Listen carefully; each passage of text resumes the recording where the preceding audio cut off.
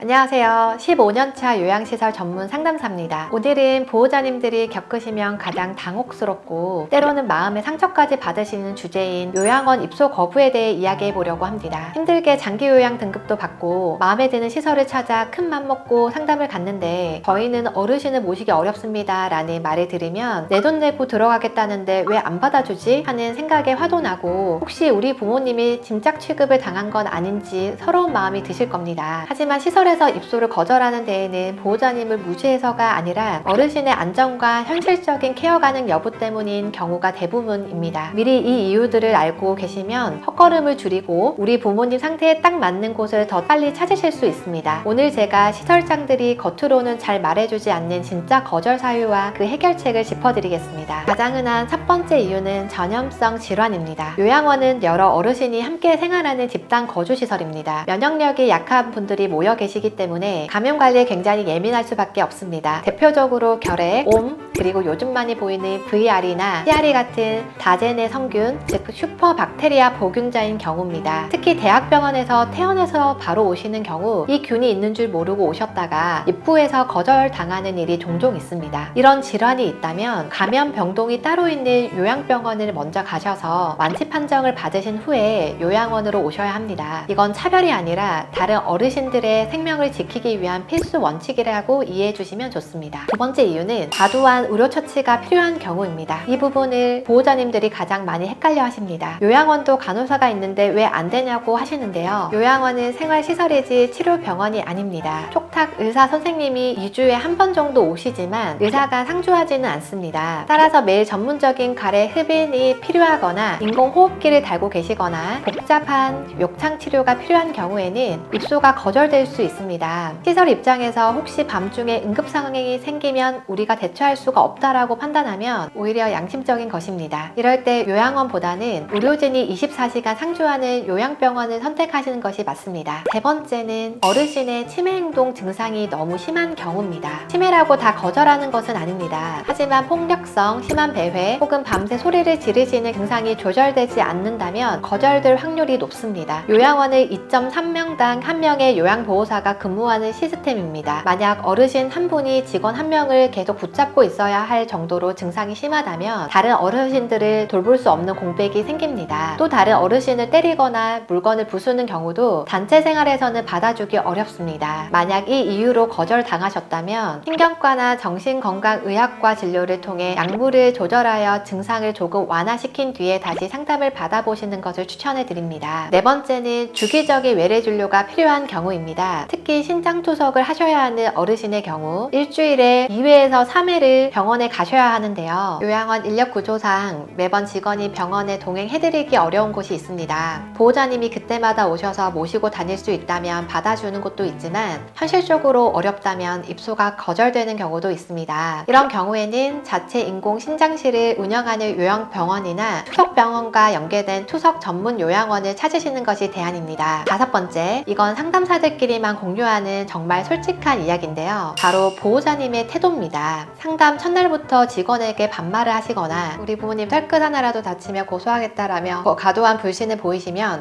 이분은 모시면 직원들이 감정노동에 시달리겠구나 라고 판단하여 입소를 정중히 거절하기도 합니다. 요양원은 어르신을 맡기는 곳이기도 하지만 보호자와 시설이 파트너가 되어 함께 돌보는 곳입니다. 서로 존중하는 태도를 보여주실 때 입소 문턱도 낮아집니다. 여섯 번째는 상담 시 어르신의 상태를 숨기는 경우입니다. 입소를 너무 하고 싶은 마음에 폭력 성향이나 배회 증상을 숨기고 들어오셨다가 며칠 만에 다른 어르신을 다치게 하여 강제 퇴소 조치를 당하는 경우가 있습니다. 이렇게 되면 환불 문제부터 시작해 다음 시설을 찾기까지 더 큰 고통을 겪게 됩니다. 차라리 처음부터 치매로 인해 욕설이 조금 있으신데 약을 드시고 조절 중입니다 라고 솔직하게 말씀해 주시면 격리실이 있거나 남자 요양보호사가 많은 층으로 배정하는 등 대안을 마련해 드릴 수 있습니다. 일곱 번째는 콧줄 식사나 소변줄을 하고 계신 경우입니다. 요양원에도 간호사가 있는데 왜 안 되냐라고 하시지만 콧줄 식사는 기도로 음식물이 넘어가는 흡인성 폐렴의 위험이 큰 경우입니다. 야간에 간호 인력이 없는 요양원에서는 이 위험을 감당하기 어렵기 때문에 거절하는 경우가 많습니다. 만약 콧줄을 꼭 하셔야 한다면 간호조무사가 아닌 전문 간호사가 24시간 상주하거나 집중 케어실이 있는 시설인지 확인하셔야 입소 확률을 높일 수 있습니다. 여덟 번째로 정말 많이 놓치시는 부분이 바로 장기 장기 요양 인정서의 종류입니다. 등급을 받았다고 무조건 요양원에 오실 수 있는 게 아닙니다. 인정서에 시설급여라고 적혀 있어야 입소가 가능합니다. 만약 재가급여만 받으신 상태라면 법적으로 요양원 입소가 불가능하여 거절당하게 됩니다. 이럴 때 건강보험공단의 급여 종류 변경 신청을 하셔서 시설 입소가 가능하다는 승인을 먼저 받으셔야 합니다. 상담 오시기 전에 이 서류를 꼭 먼저 확인해 주셔야 헛걸음을 막을 수 있습니다. 9번째는 필수 서류인 건강진단서의 날짜 문제입니다. 입소하려면